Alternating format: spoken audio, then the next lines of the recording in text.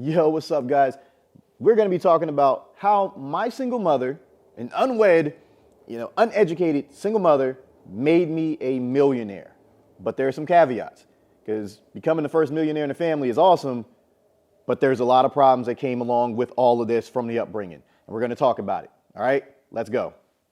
What's up, guys? This is 𝗏𝗏𝗥𝗘𝗦, and you have reached the 𝗏𝗏𝗥𝗘𝗘 Ecom channel.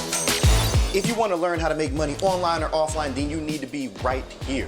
I'm a seven-figure Amazon seller. I'm also an honorably discharged Air Force veteran. Graduated from Penn State and started a career as a software engineer and leveraged that to build my businesses.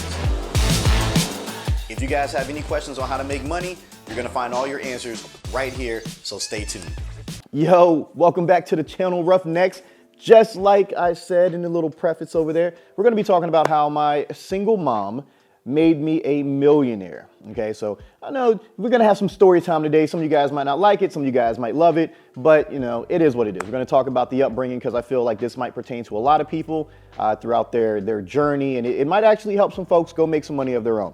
So a little bit about me, I come from the backwoods of Mississippi. I was born to an unwed single mother, very much uneducated. She used to work at the Shell gas station and Popeyes and everything else. That's why I don't like chicken on a bone. She just brought Popeyes home all the time as a child. And, she was 19? So 19 years old, popped this baby out. And, obviously Papa was a Rolling Stone, dude wasn't around. So here we go, we got a single mom. And for the majority of my life, up until I was a teenager in my later years, she struggled mightily. My mom worked 2 and 3 jobs, pretty much my entire life, and then she went to school at night in my early teenage years to get her degree. But through that, I got to see my mom struggle and persevere. So imagine you're, 8, 9, 10 years old, you're watching your mom work, she's struggling, but your little brain can't formulate what is happening, but something's not normal, right? That something just isn't right because your mom's stressed, or in your case maybe it's both parents are stressed, or maybe your dad's stressed, like it is with me being a single parent. Just a ton of stress, a ton of tension in the house, and you're always on edge. Always on edge. You don't know why you're always on edge, but you're always on edge because something just isn't right. And from a young age, man, I was out there helping my mom, take care of bills. Bill collectors would call the house. I'd be like, hey, we ain't got it. You're going to have to hold off. We might have it next week. Call back some other time. Boom, bang on them. I had to learn how to cook, to take care of, my younger brother. I had to wake up, get him on the bus, and then help him with his homework. I had to do a lot of things that, frankly, no child should have to do. No child should have to take care of the house and, and do all these things. And that's a whole different topic, but that was it. I became the man of the house at a very young age. But like I said, my mom, she struggled, but she persevered. So there was a period of a few years where she was going back to school. All right, she was a CNA, and she worked at the radio station, if I'm not mistaken. She was like cleaning up the radio station, and then she would go to school at night. So I would see my mom at like 4:45 in the morning, and she would kiss me and be like, all right, make sure you wake up, get your brother on the bus, let's go. All right, cool, whatever. Make sure my alarm was set, get my brother up, make sure we had breakfast, check, make sure we had his homework, stuff like that. Boom, we go, and then I would come back, I'd, cook, I'd make sure everything was good, with his homework, I'd get my homework done, and it would pretty much be me and him. We'd handle some chores or whatever, and then, that was just our process. My mom would come in well after we were already asleep, and then I'd see her again in the morning at, 4:45. And that was pretty much it. That's how my life went. I'm pretty sure nowadays, like, neighbors would have been called and they would have said all types of craziness, like, oh, she's neglecting her kids. But, my mom had to work, and that's the case for a lot of people. So over the course of this time, she's still struggling, and she's just like, man, I don't think this is gonna be worth it. So fast forward to graduation. My mom graduates, has her associate's degree. Now she has her master's, but at this point she had her associate's degree. And, she's applying for jobs. Originally she was going to go to school to become a personal trainer, but there was an advisor on campus that was like, nah, girl, you don't want to do that. Computers are going to be the new wave. Mind you, this is like 20 something years ago. And this guy had the foresight to see, computers going to be that wave. Trust me. So she graduates and she can't seem to find a job, and then one day she's sitting on the couch and she's just defeated. She's upset. She's like, I put all this time in. And I had never really seen my mom upset. I knew that something was wrong because she wouldn't eat because she didn't have the money to go get food. She'd be like, oh, baby, I'm fasting. You know, we're a Southern Baptist family, you know, all that stuff. Like, that's how I grew up. You know, oh, baby, I'm fasting. The good Lord, you know, just told me I need to fast. What I didn't know was she was fasting because she didn't have any money to eat herself. So I remember she would look between the couch cushions and all this and pull out change just so me and my brother had, you know, food to eat, you know, at lunch. And then, you know, that's just how life went. And, you know, so she's, you know, defeated, you know, fast forward back to the story. She's defeated. She's very upset. She's like, oh man, you know, this isn't working. Like, I spent all this time in school. I spent all this time away from my children, and it's just not gonna happen. I don't know what's going on. So, you know, 𝗙𝗥𝗘𝗥𝗘 at the time, before it switched over to Agilent and Agilent Technologies. So 𝗙𝗥𝗘𝗥𝗘 calls, gives her an interview, and then she gets another interview, and then ultimately she gets this job. So mind you, my mom's going from making like $8 an hour to making tens of thousands of dollars a year. I think at this point it was like $50-something thousand. So 20-something years ago, $50,000 was massive. Even today, like, you graduate from college and you get a job making $50,000, $60,000, you making bank. They gave my mom a sign-in bonus, and boom, you know, our lives changed overnight. Like, we went from being, you know, the kids who didn't really have nice things. You know, we had to shop at Payless. We did a lot of shopping at Walmart. I remember, you know, when we would go to like Marshall's or whatever, or TJ Maxx, like, that was a real treat. You know, that was a real treat to get to go there, because we were usually shopping at Walmart and in Payless, because my mom just didn't have the means to get really nice clothes. So, you know, fast forward to that point, you know, she gets this great job, you know, she's making bank. We moved to the north side of town. I mean, you know, we got a house, and that was the first time I had ever, you know, experienced something like that. You know, first time I had ever experienced like peace and quiet. I mean, the neighborhood was quiet. I remember talking to my mom. I was like, Ma, it's quiet out here. I was like, yo, these kids outside playing on their basketball hoops and stuff. Like, it's just a beautiful, beautiful place. And I'm like, man, yo, people live like this. It's crazy. This is crazy.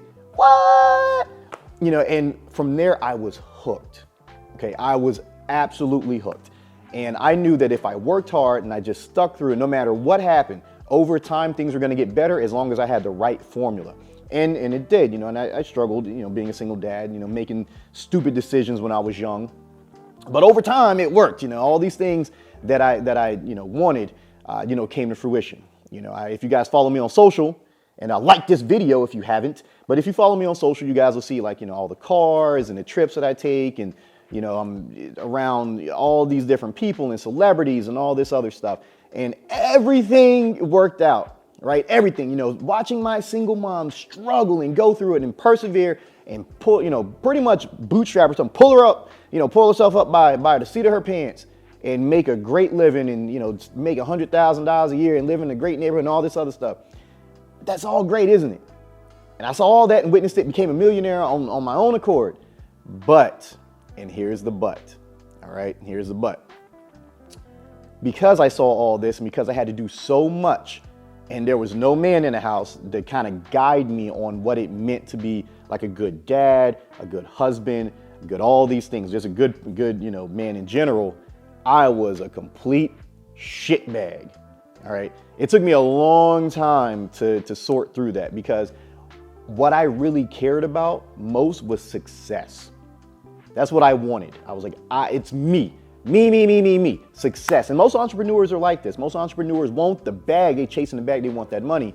And I was like that. And, you know, there's moments I catch myself, but, you know, I'm like, all right, you know, I've already made it. Like, let's chill, baby. Let's chill. Like, I ain't got to go buy an Aventador SVJ today. Like, it's coming. I don't have to do all these things to get it, you know. And that was the caveat. You know, you have a very, very strong, you know, female lead in your life that kind of shows you, yo, man, don't ever let anyone, you know, give you shit. Don't, you know, you do it on your own accord.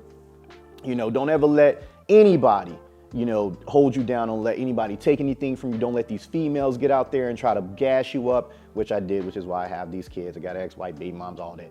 Because let's just face it, man, like, I ain't do everything right, okay? I didn't do everything right. I'm human. I am imperfect and sometimes impractical. Which is why I have an expensive ass AP and, you know, iced out AP watch and diamond teeth and chains and supercars that I daily drive and all this stuff. Impractical, but I like it. And, you know, so go back to the story, you know, it made me a little shitbag. You know, all I cared about was success. And a lot of people paid the penalty for it. okay, for me getting to where I am. And, you know, like my ex-wife, great person, you know, great person. She's awesome to our daughter. You know, our daughter's super happy, just beautiful and loved and everything. But I was a total shitbag because I'm like, it's me. I need to do this. I don't need nobody. I don't care if you want to stick around. I don't care. You know, because I witnessed, you know, my mom go through it. I'm like, shit, man, I could do this on my own. I don't need nobody here to try to, you know, help me do that. I can do this shit on my own.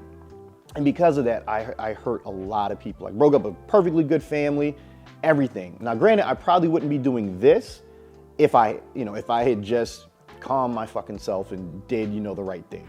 But, you know, so it's a catch-22. You know, who knows? Maybe I would have, maybe I wouldn't. I don't think I would have, you know, because I would have lost that drive because I would have had, you know, the quintessential bite, picket fence type deal, you know, but that's what happened. You know, seeing all of this at a young age and then, you know, growing into adulthood and not having a, you know, like a father figure or whatever. There was, you know, guys like in the you know, church that we went to and stuff like that. But it was different. It's not like having a dad in the house. It's like, yo, this is how shit needs to be.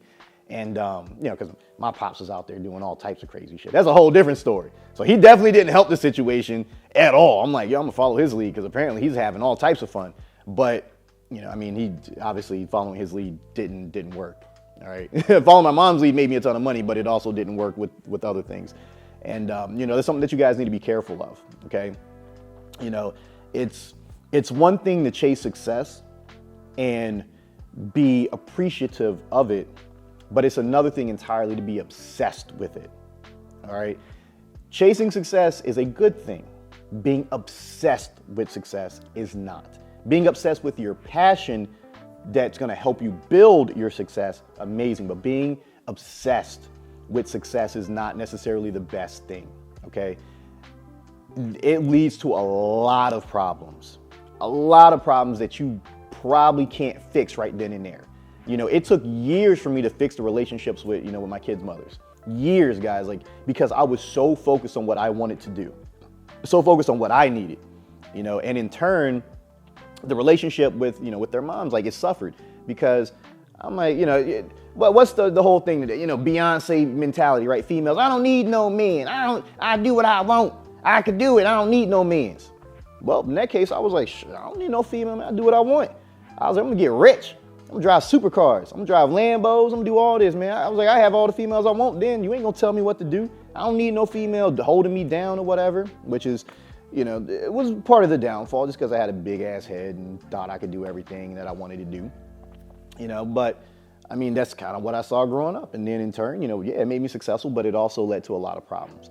And I don't want you guys to fall into that trap. You know, don't get too big for your britches. It's a term that we say, you know, when we, you know, down south, you know, don't let that obsession with success ruin things that you could have with friends, family, and all of that. Because money comes and goes. You know, I spend hundreds of thousands of dollars a year on payroll, just payroll. People don't make as much as I spend in payroll. People don't make as much as I spend in taxes. You know, people don't make as much as I spend in flights to fly all the OnlyFans girls around so that way we can hit photo shoots and all this other stuff. You know, money comes and goes, but good people in your life, that right there, that's not gonna come and go. You know, having the right mentality, being a good person, you know, that's something that money can't buy. All right. And I didn't know that at the time. I didn't understand it, but it's true. Money can't buy, you know, a good person, a good heart. And that's something that you guys really, really need to take to heart. All right. So don't make the mistakes that I did, you know, and if you guys, you know, grew up kind of like I did with a single mom, you know what I'm talking about. You know, if you grew up in like a single parent household, like, you know, I mean, most black folks, that's just what we do. You know, that's what it is now. The community is just that, single parents.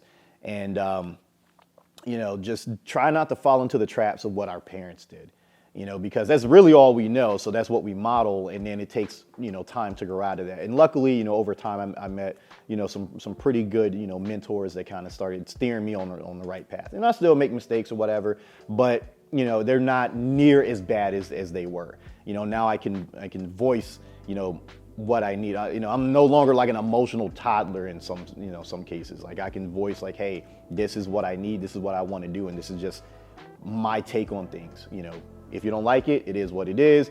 We can just keep things this way. You know, I want to help